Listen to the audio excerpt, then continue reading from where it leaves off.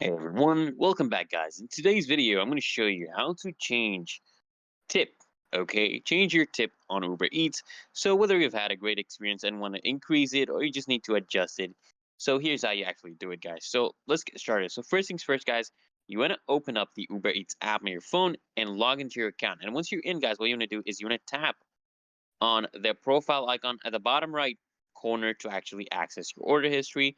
And first, find the order on the where you actually like to change the tip and you just want to tap on it, okay?